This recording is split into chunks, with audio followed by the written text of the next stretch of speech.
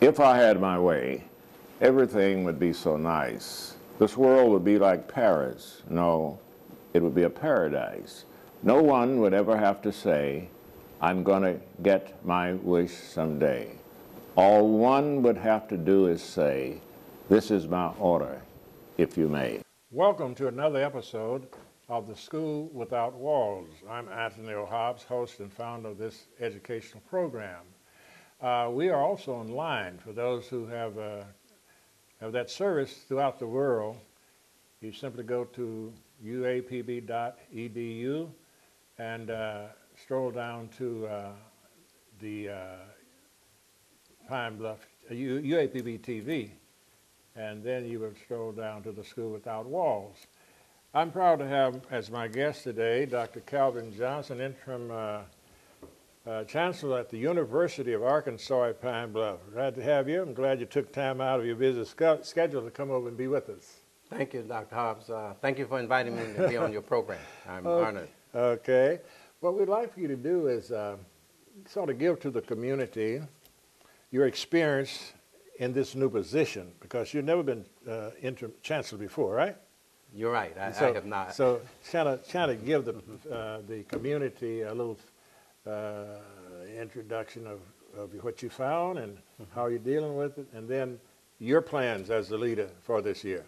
All right. Well, first let me speak about the first question was what I found, because actually the university was already moving in a direction in terms of what universities should do. And as the interim chancellor, my role was to come in, is to come in and to carry on the work of the university until such time a permanent chancellor has been hired for the institution. Having been on this campus for the last 18 years or so, what I found was nothing new, because I already had great ideas about what was going on the campus for as academic, athletics, health, public safety, and all those issues. But what was new to me was the challenge of overseeing all this total operation, because I never had such an awesome experience before. And I certainly want to give thanks to Chancellor Lawrence Davis, Jr. for what he did all those years. Yes. I always remember that I had an opportunity to work under him for about 16 or 18 years. I also knew him before he was Chancellor, and we, believe it or not, we used to bowl together. How about that? So it goes way back. But in addition to that, I had the privilege and the honor of attending school here under President Davis, who was the father of Chancellor Lawrence A. Davis. So got to learn a lot from both of those individuals for as administration is concerned, and specifically I can appreciate their understanding and support for the kinds of students that we get here at the institution. I was one of those students that we talk about sometimes as coming from poverty areas of the state, not having been exposed to all the opportunities that we would like for students to have, not very well prepared in some of the academic areas, needing remediation, scared, and all those kinds of things. So I was one of those students. So I relate to the students when they come to us with those kinds of deficiencies and need, and I can appreciate the institution and its mission that allow us to address those needs. So with that said, we have all of our programs are in good standing. We have a couple of programs where we're working through some things regarding accreditation, which that is not an abnormal process on a campus this size. But we're moving. That is moving forward. What areas would that be? One was nursing, and the other one was dietetics program, and they're pretty well. Those programs are accredited, and we're pretty well moving to where we need to be with the nursing program. We're working with the board to get that done. So we're encouraged by that. Let me ask you another question about the nursing, because somebody asked me just a few days ago. I understand the UAPB's nursing program is have a problem with, they use another word, but I want to know, you still have students pursuing a degree in nursing, do you? That, as you know, that was put on hold for the university till we get all these things done. Okay, so they're not pursuing one. Yeah. So what I would really encourage an individual to do is to contact the nursing program to get that information from Dr. English or Dr. Mary Benjamin, Vice Chancellor for Academic Affairs. We're pretty much where we need to be to get everything back in line so the students can start enrolling in the program on a full-time basis. So I'm encouraged by that. Okay, very good, because I wasn't able to answer that, but now I can, and of course the public hears what you're saying. Yes, we look forward to that program being up and running real soon, based on the progress that's been made. Thinking this year? Well, I don't know if it'll be this year, whether it'll be in the early part of 2013. I'm not sure. I see. Okay. You may continue as I cut you off. Yeah. Well, as I was saying, and that was just one issue, because all of our programs are required by some agency or organization to meet accreditation standards. We have a review coming up pretty soon by the National Council for Accreditation of Teacher Education, which looks at the teacher education program. That will be sometime in about mid-November. So all of our programs, social work and those programs, they're all where they need to be for as the national and state accrediting bodies. We meet state standards. So the institution is in a good position to move forward. Very and good. We have several programs. We have one that was recently that caught my attention was a student success plan, one that lay out a roadmap in terms of what it takes for students to be successful on this campus. You might know also that we have had some issues with students regarding remediation. Yes. And basically the state saying that the institution spend too much money on remediating students. Well, we don't have a choice about that. We take the students that we get. But we do have a plan and a program, so when we get those students, and going back to like what I told you about when I came to the institution, I required some remediation. Probably didn't get all I needed, but I got some to get enough to keep me going. You got enough to be successful, huh? So we have plans and we have programs. We're looking at student success. We're looking at retention. We're looking at recruitment. We're looking at graduation rates. All of those things fit into a formula that the state say to us, these things must be done at a certain level or you will lose some of your base funding. Let us stop on that for a station break. We'll be back in just a few minutes. Your life is an open book. At the University of Arkansas at Pine Bluff, you can take advantage of scholarship opportunities and acclaimed academics with undergraduate and graduate programs tailored to achieve your plans. Learn from dedicated faculty and be challenged to reach your full potential. Get involved in campus life with student activities that add value to your character and give distinction to your collegiate experience.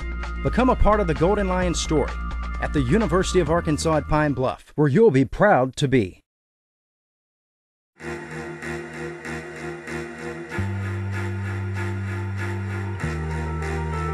Coming home can be hard if you're a veteran of Iraq or Afghanistan. You may feel like you're all alone. But you're not alone. At IAVA.org, your fellow vets are all around you.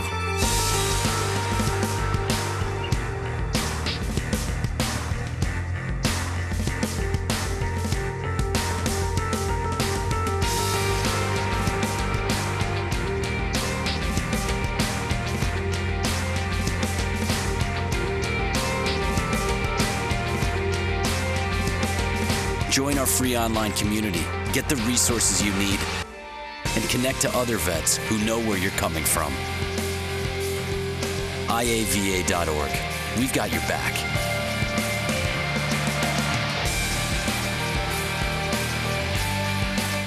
Welcome to another episode of The School Without Walls. Those of you who have just joined us, I'm Anthony O. Hobbs, and this is Dr. Calvin Johnson, the Interim Chancellor at the University of Arkansas at Pine Bluff. We were just discussing his short tenure and plans and so forth. So our focus, we were talking about our focus.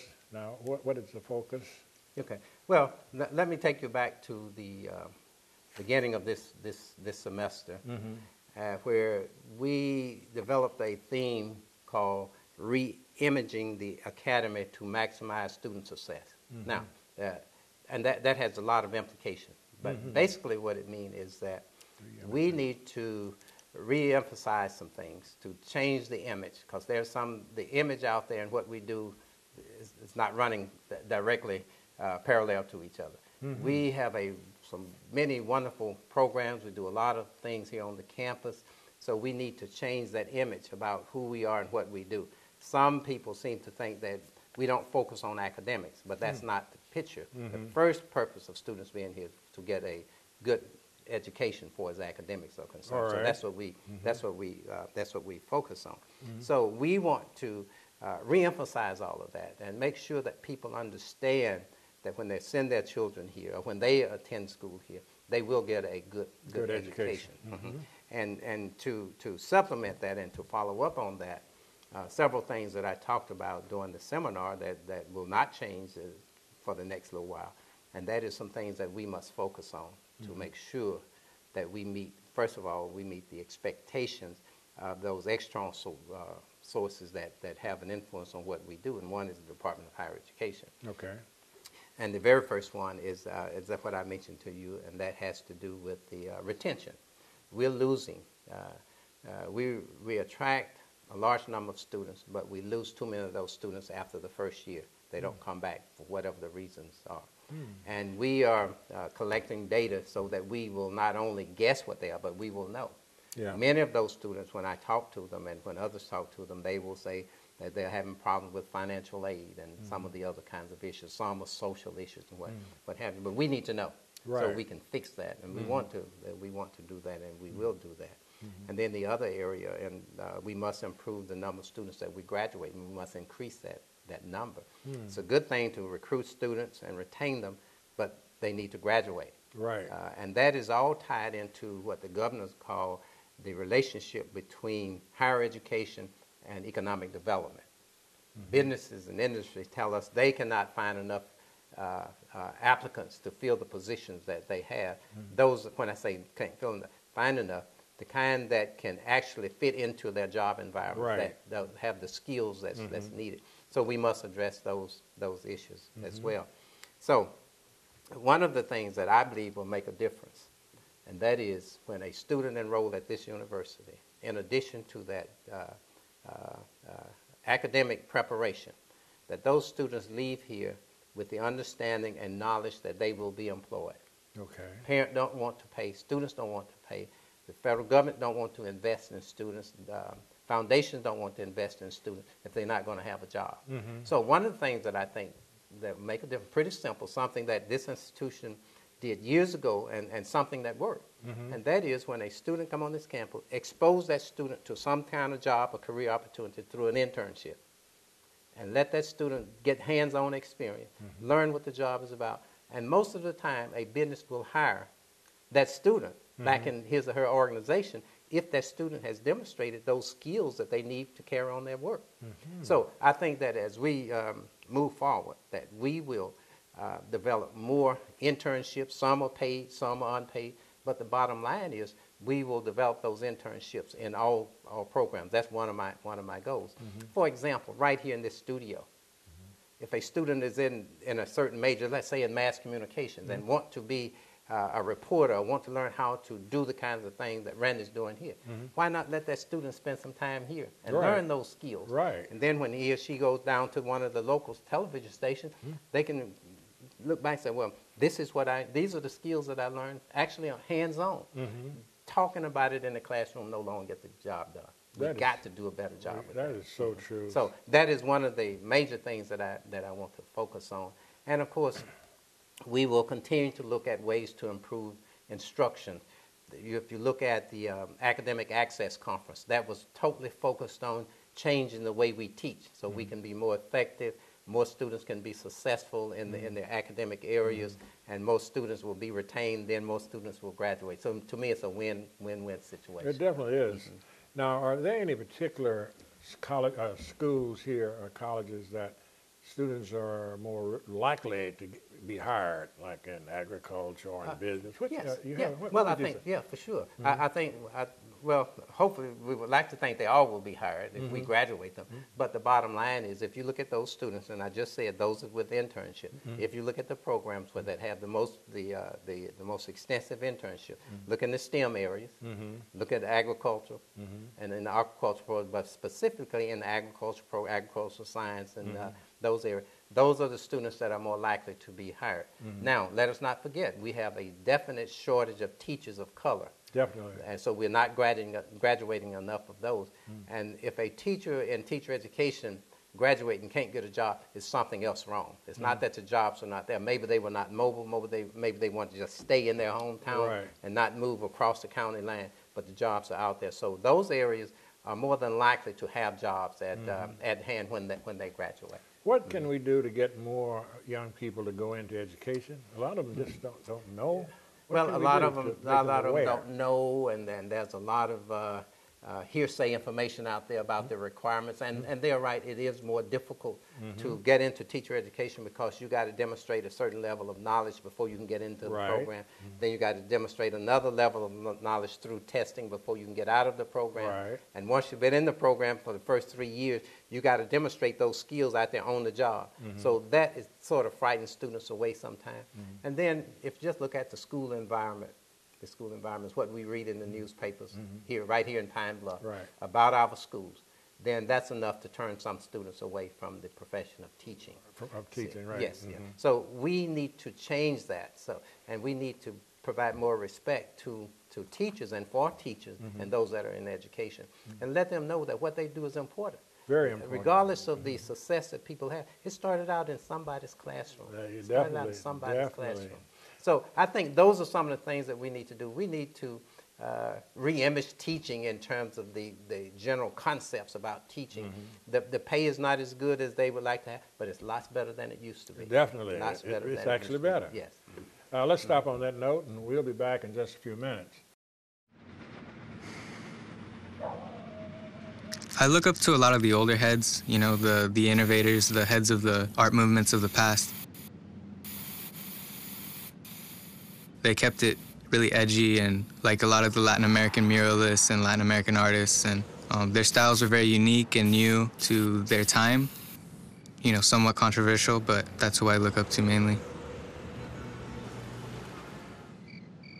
Personally, I'm very excited about going to college. It's something new and it's something different than what I'm used to. I'm definitely going to be a little out of my element, but that's what makes it so exciting, is that, you know, it's something fresh. Well, there's so many opportunities that I think I could miss out on if I didn't go, you know? Getting into college takes planning and vision. You know, it's just like when I take a brick wall and turn it into a canvas for my art. Paintings help me realize that I've got what it takes.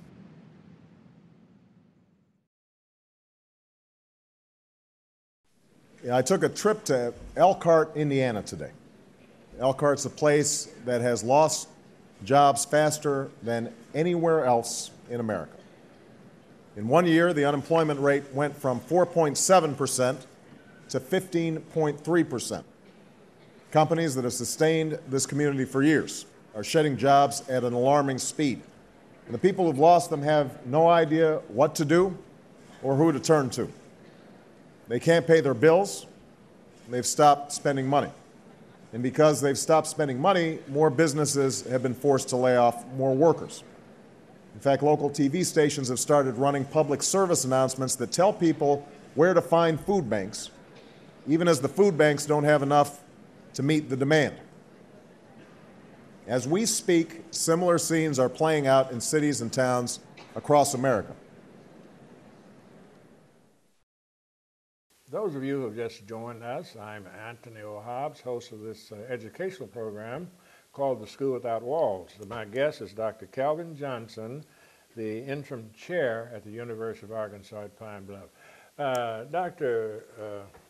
Johnson, would you explain to the public the difference between an interim chancellor and a regular chancellor? Well, basically, in terms of expectations and duties, there are no differences. The chancellor, the interim chancellor, actually is a person that fills in between the permanent chancellors. So when the position becomes vacant, they hire someone on an interim basis that will provide time to go out and hire a regular chancellor. And he has the same authority and everything, responsibility that a regular permanent chancellor has, right? That is correct. Okay. Same responsibility. All right, and I think that's good information, because questions like that are being raised in the community. What is the interim chancellor? Now, what is the difference between a president of a college and a chancellor? Well, basically, the responsibilities are pretty much the same. You will find that in the university system, we have a system of universities, and we have a president that's over all of those institutions. And those institutions serving in that system, they all have chancellors. Right. So basically, that is the difference. And where some organizations, they do not have that head person as the president. So all institution heads are president. So basically, the responsibilities and the expectations are the same. I see. Would I be correct in assuming once you have chancellors, that would indicate that there is a person that would be superior in that system to that chancellor, such as a president of a Absolutely, yes. Whereas That's if you're a college president, there might not be any other connection with you. Not as a president, but a board of directors. Board of directors. That person they answer to the board of directors. Yes. I see. That is interesting. Now, we were talking about the university and the expectations, the imaging. Anything else that you would like to say that we want to do this year? Yes. First, I really believe and I'm hopeful that we as a university can take the advantage of an excellent opportunity to move the university and its agenda forward. I really appreciate the positive attitude that I experience, I see, I hear it, not just here on the campus, but from people in the community, members of the policymaking group, government officials. They're all very encouraging and asking and hoping that the university will move forward. And matter of fact, they're even asking, what can we do to help? That is wonderful. So I hope that we can position the university to take the advantage of some of those offers. I think it's a wonderful time to build up on where we are right now and move into the future. Now, the downside of that, if we do not, I think we're going to be in trouble because things are changing. Arkansas, unlike most states, has enjoyed tremendous support from the state. Although we say it's not enough, but we're getting more than most now from the state to support its higher education programs. And that's not going to continue because as you look at the projections for revenue production, it's going to go down. And we know in Arkansas, the state decided that it would fund P-12 education first. Right. That's a priority.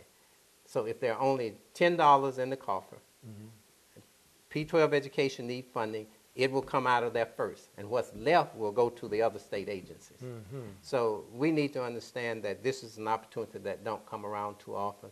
But we have an opportunity, and I hope that we can take advantage of that to move the university to the next level. And we have that, and we were very honored that our rolling scope was expanded to allow us to establish the PhD degree in aquaculture. Right. That means a lot in terms of how we communicate out. It means a lot in terms of research expectations. It means a lot in terms of funding opportunities that we didn't have prior to that time. So that's another big plus for us. The new program in computer technology at the master's degree level, that's another opportunity for us. And we just got a certificate program approved in special education, and now we can certify teachers to teach in special education. First time in the last 10, 12 years that we could do that. So there are opportunities constantly coming our way. So what we need to do is to prepare for that and embrace those changes and do what needs to be done. But changes take place slowly on the institution of higher education campus. I understand that. Is true. Yes, that yes. is true. Let me ask you about the special education. Now, you're speaking of a teacher who already has a degree, can come back here and get a certificate. How many hours are required to get that certificate? I think there's a minimum of 18, but don't hold me to that, Dr. Hobbs, but I think there's a minimum of 18. And if a person wants to get the certificate, that certificate will come at the master's level rather than at the undergraduate level. I see. It will be a minimum of 18 hours for a person already with a teaching certificate. Now, do we have a degree in special ed? We do not. We do not. And I said we had not offered that certificate in the last 10 or 12 years. That's because it might not have been quite that long. It might have been about 6 or 8. But the state added so many different things to the expectations for a teacher in special education that the number of hours required was unbearable. So most of the institutions in Arkansas did away with the undergraduate degree because the student would have to have too many courses in different areas to teach in special ed. So they moved it to the master's degree level. They can get a degree and then come back and certify at the master's degree level. I think I'm understanding they can get a degree in any discipline. But they in can come education. back, or in education. It has to be in education. Education, yeah. And then they come back and yes. get that. I see. You know, I have often wanted to have a certificate in Spanish here. You know, I think we're the only four-year institution that doesn't have a Spanish major or minor. Yes. Isn't that correct? As far as I know. As far as I know. I said I would certainly like to see us get at least a certificate, whereas a person can go out and say I'm certified to teach Spanish. You know, most industries today have continued education. Right. And I try to prepare my students after 12 hours to be able to go out and work in the industry. And I wish we could get a certificate. Well, that's relative to what I said about the internship, because the work environment is changing. Definitely. It's changing. And any given classroom this morning or beginning of school, you will have students in there with their language is Spanish. The teacher has no idea what they're talking about. Definitely. But somebody, some kind of way, got to communicate with those children. with So them. that's one of those opportunities I was telling you about, that we are positioned to do something. We know the population is changing. The fastest growing population around us right now are the Hispanics. That's true. And we need to accommodate that by having a program, and then we need some of those students on our campus. We need to actively recruit some. We definitely do. So we say to the public out there, Hispanic public, we are Hispanic friendly, right? Absolutely. We welcome Absolutely. you. We welcome you with open arms. And we have about one more minute to conclude. I believe this is the final part of this episode. Is there anything you want to say in the next half a minute, if you can say? Well, other than the fact that we are really hopeful that everything will continue to move forward. We want to take the advantage of the opportunities. We accept the challenges, and we'll do what we need to do. But I think at the end of the day, we would want everybody to know that the institution is ready to move forward, and we will continue the tradition that we've had here for many years, and that is serving the communities that represent this institution and surround this institution. Well, that's a good note to stop on. Again, I'm Anthony Hobbs, host of this educational program. My guest is Dr. Calvin Johnson, the Interim Chancellor of the University of Arkansas at Pine Bluff, and we are online throughout the world. So alumni and friends, tune in. Thank you, sir. Yeah, thank you. All right.